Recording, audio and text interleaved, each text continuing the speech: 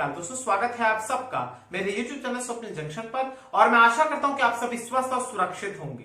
दोस्तों, कल की वीडियो में मैंने आपको बताया था कि किस प्रकार से रिजर्व बैंक ऑफ इंडिया द्वारा वार्षिक रिपोर्ट में इस बात की पुष्टि की गई, इस बात को रखा गया कि पिछले एक वर्ष से 2000 के नोट्स की जो छपाई है, उन नोटों की जो छपाई का ऑर्डर था वो दिया ही नहीं गया।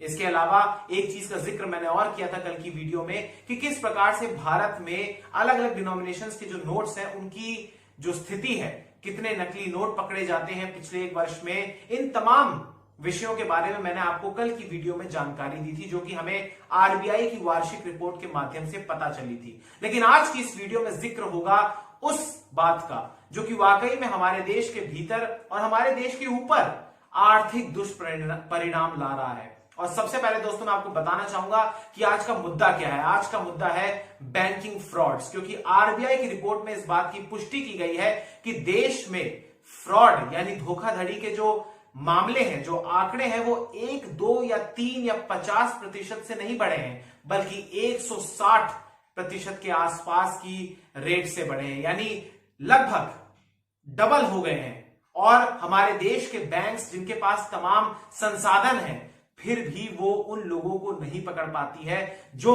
उनके साथ धोखाधड़ी करते हैं। और ये धोखाधड़ी कुछ हजारों या लाखों रुपए की नहीं है, ये होती है 1000 करोड़ों रुपए की या लाखों करोड़ों रुपए की। और इसमें हम लोग शून्य भी नहीं गिन पाएंगे कि इसमें कितने शून्य आते हैं, क्योंकि ये धनराशि इतनी बड़ी है। इसके अलावा दोस्तों एक चीज का जिक्र मैं और करना चाहूंगा, और वो है हमारे देश का अनूठा सच। हमारे देश का अनूठा सच ये है कि अगर अव्वल तो हमारे देश में बैंकों से जो पैसा उठाया जाता है उसकी संख्या कम है, क्योंकि ग्रामीण भारत में अधिकतर लोग जो पैसा लेते हैं कर्ज के तौर पर वो जमींदार से लेते हैं या किसी बड़े आदमी से लेते हैं जो वहां पर सेठ वगैरह होते हैं। और अगर किसी भी कारणवश अगर वो पैसा नहीं चुकाया जाता है तो फिर उस व्यक्ति की हत्या तक कर दी जाती है, कुछ हजारों कुछ लाखों रुपए के लिए। और यहां पर आप देखिए कि कैसी विडंबना है कि बैंक्स जिनके पास सारे अधिकार हैं, जिनके पास सारी शक्ति है, जिनके पास सारे रिकॉर्ड्स हैं, वो उन बड़े व्यक्तियों को नहीं पकड़ पाती, उन धन्ना सेठों को नहीं पकड़ पाती है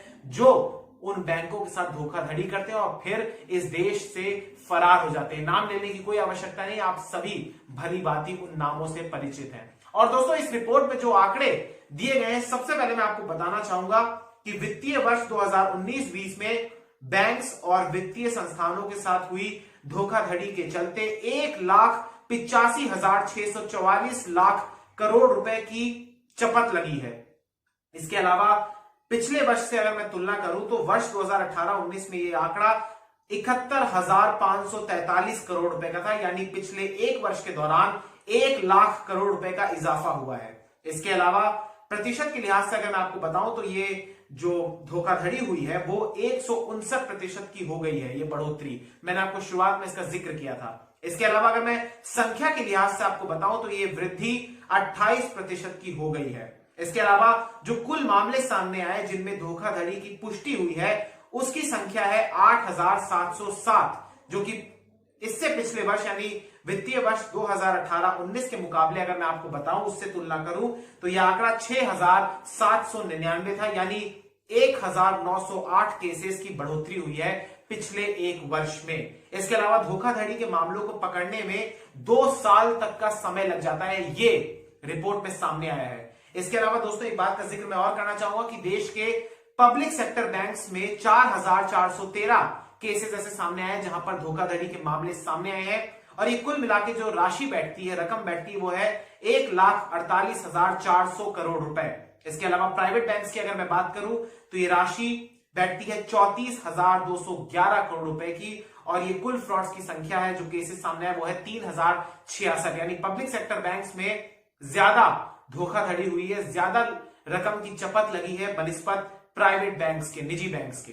इसके अलावा दोस्तों रिपोर्ट में यह भी दावा किया गया है, पुष्टि की गई है इस बात की कि फ्रॉड में बैंकों की ओर से गवाई गई कुल धनराशि में 98% हिस्सा ग्राहकों के लिए, जो उन्होंने ग्राहकों ने सीधे तौर पर कर्ज लिया है, उसका है, जिसकी संख्या बैठती है, अगर मैं धनराशि में इसको कन्वर्ट करूं तो 1,82,951 करोड़ रुपए। इसके अलावा संख्या के लिहाज से अगर मैं बात करूं, प्रतिशत के लिहाज से अगर मैं बात करूं तो ये बैठता है 53% मामले उन कर्जदारों के हैं जिन्होंने बैंक के साथ धोखाधड़ी करी है, फ्रॉड किया है। इसके अलावा दोस्तों इंटरनेट और कार्ड से संबंधित फ्रॉड केसेस भी बढ़े हैं। फ्रॉड के ऐसे 31% मामले सामने आए हैं जिनमें बैंकों को 195 करोड़ रुपए की चपत लगी है। केसेस की अगर मैं बात करूं ये कितने केसेस है, तो इस वर्ष 195 केसेस सामने आए हैं इंटरनेट और कार्ड के माध्यम से फ्रॉड के, जो कि पिछले वर्ष यानी 18-19 के वित्तीय वर्ष में यह आंकड़ा 71 का था, यानी 124 मामले इस वर्ष ऐड हुए हैं। इसके अलावा ये डाटा फ्रॉड की रिपोर्टिंग के हिसाब से दिए गए हैं। दोस्तों ये तमाम जो मैं आपके सामने आंकड़े प्रस्तुत कर रहा हूं ये सभी फ्रॉड की रिपोर्टिंग के हिसाब से किए गए हैं, यानी धोखाधड़ी के मामले को कब अंजाम दिया गया, यानी उसकी समय क्या था, उस समय या किस समय को इसको अंजाम दिया गया था उसका जिक्र नहीं है। केवल और केवल ये जो आंकड़े मैं आपके सामने रख रहा हूं ये उस बुनियाद पर है, उस बिना पर है कि कब इनकी रिपोर्टिंग की गई है। इसका कोई डेटा अभी उपलब्ध नहीं है कि वो किस समय पर इन धोखाधड़ी की घटनाओं को अंजाम दिया गया। इसके अलावा दोस्तों आरबीआई अब इन मामलों का अध्ययन करेगा और प्रयास करेगा कि आखिर इन्हें जानने में देरी कैसे हुई। इसके अलावा दोस्तों कुछ बातों का जिक्र मैं और करना चाहूंगा जो कि आपके लिए बड़ा बेशक जानना बहुत ही आवश्यक है, और ये आंकड़े ये है कि सारे डेटाबेस को इंटरलिंक भी किया जाएगा। आरबीआई ने इस बात को भी अपनी रिपोर्ट में कहा है ताकि मॉनिटरिंग आसानी से की जा सके और केसेस को रोका जाए, उसके लिए प्रभावशाली कदम उठाए जाएं। इसके अलावा दोस्तों एक चीज अब जो बेहद जरूरी है वो और आपके लिए जानना जरूरी है, और यह है कि अधिकतर धोखाधड़ी लोन पोर्टफोलियो में हुई है। इसके अलावा धोखाधड़ी की कुल रकम का 76% हिस्सा टॉप 50 कर्ज लेने वाले लोगों ने लिया है, यानी जो बड़े लोग हैं वो जो कि 76% हिस्सा इसमें धोखाधड़ी की कुल राशि का जो 76% हिस्सा है वो उन लोगों ने लिया है, उन लोगों ने धोखाधड़ी करी है जिन्होंने जो उस सूची में शीर्ष 50 में आते हैं जिन्होंने सबसे ज्यादा लोन लिया है। ये समझने की बात है। अब इनके ऊपर पॉलिटिकल संरक्षण है, इनको किस चीज का सपोर्ट है ये आप सब भली भांति समझते भी हैं और बैंकों को तो ये बात पता भी है, फिर भी वो इन लोगों को स्वतंत्रता के साथ बिना किसी डॉक्यूमेंट वेरिफिकेशन के इनको हजारों लाखों करोड़ रुपए की धनराशि लोन के तौर पर दे देते हैं, और फिर जब धोखाधड़ी हो जाती है तो यही लोग अपना सीना पीटते हैं कि हाय हमारे साथ धोखाधड़ी हो गई। इसके अलावा दोस्तों 100 करोड़ रुपए से अधिक की धोखाधड़ी मामले में बैंकों को औसतन 63 महीने का समय लग जाता है, यानी अगर बैंकों के साथ धोखाधड़ी हुई है और वो धोखाधड़ी तकरीबन 100 करोड़ से ज्यादा की है तो इन बैंकों को 63 महीने का समय लग जाता है, यानी औसत की मैं बात कर रहा हूं 5 वर्ष लग जाते हैं इनको ये पता लगाने में कि इनके साथ धोखाधड़ी हुई है। ये कितनी विचित्र परिस्थिति है। इसका कारण भी दोस्तों रिजर्व बैंक ने स्वयं ही बताया कि आखिर इनको देर क्यों लगती है, और इसका कारण इन्होंने बताया कि बैंकों के अर्ली वार्निंग सिग्नल्स को सही तरीके से लागू ना कर पाना, इसके अलावा इंटरनल ऑडिट के समय ईडब्ल्यूएस की पड़ताल ना करना, फॉरेंसिक ऑडिट के समय कर्जदारों के सहयोग ना करने से और संयुक्त कर्जदाताओं की बैठक में सही फैसले नहीं ले पाने के कारण धोखाधड़ी पकड़ने में इतना समय लगता है। तो ये स्पष्टीकरण भी इन्होंने दिया है कि आखिर इनको इतनी देरी क्यों लगती है। इसके अलावा वार्षिक रिपोर्ट में एक चीज का दावा किया गया जो कि राहत भरा था, और वो ये था कि इस दौरान यानी इस करंट फाइनेंशियल ईयर के दौरान यानी जो 2019-20 का जो था उस दौरान ऑफ बैलेंस शीट और फॉरेक्स ट्रांजैक्शंस जैसे बैंकों के दूसरे क्षेत्रों में कमी आई है। दोस्तों ये तो मैंने आपको बताया आरबीआई की वार्षिक रिपोर्ट के बारे में कि किस बैंक के साथ कितना या किस सेक्टर के बैंक के साथ कितनी फ्रॉड की घटनाएं सामने आई हैं और कितनी धनराशि की उनको चपत लगी है। लेकिन मेरा एक लक्ष्य है कि मैं आपको थोड़ा पृष्ठभूमि में भी लेके जाऊं, थोड़ा आपको एक वर्ष पीछे लेके जाना चाहूंगा, जहां से आपको इस बात का अनुमान लग जाएगा कि हमारे देश में जो बैंकिंग सेक्टर की लचर व्यवस्था है वो कितनी ज्यादा बिगड़ चुकी है। यहां पर दोस्तों मैं आपको बताना चाहूंगा कि पिछले वर्ष का एक डेटा है जो कि बताता है कि स्टेट बैंक ऑफ इंडिया जो कि देश का शीर्ष बैंक है उसके साथ 1197 धोखाधड़ी के फ्रॉड की घटना जो हुई है उसके मामले सामने आए हैं, और जिसमें 12,012 करोड़ रुपए की चपत लगी है। इतनी बड़ी राशि की धनराशि की चपत लगी है स्टेट बैंक ऑफ इंडिया को।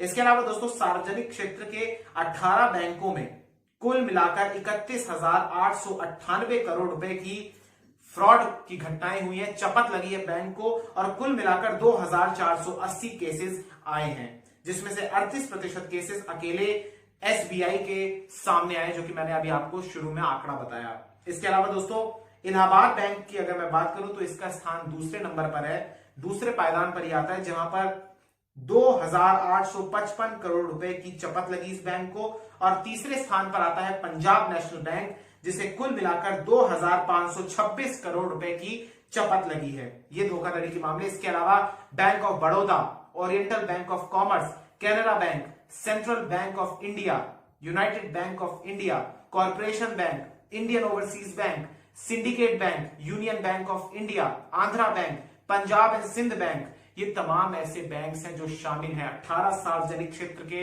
बैंक्स हैं जहां पर धोखाधड़ी हुई है। तो ये पिछले वर्ष का आंकड़ा है और वाकई में ये समझना बड़ा आवश्यक है कि हमारे देश के भीतर अगर कोई मध्यम वर्गीय परिवार या गरीब तबके का कोई व्यक्ति अगर लोन लेता है हजारों रुपए का या फिर लाखों रुपए का, कुछ लाख रुपए का, तो अगर वो उसको पे नहीं कर पाता तो बैंक वाले आ जाते हैं वसूली करने के लिए, संपत्ति बेचते हैं, नीलाम करते हैं। लेकिन जब ये बड़े लोग फ्रॉड करते हैं तो फिर आखिर इन लोगों को कौन सी स्वतंत्रता मिलती है कि ये बच के निकल जाते हैं, विदेश चले जाते हैं, या फिर इन पर कोई हाथ तक नहीं डालता, इनके गिरेबान को कोई पकड़ता तक नहीं है।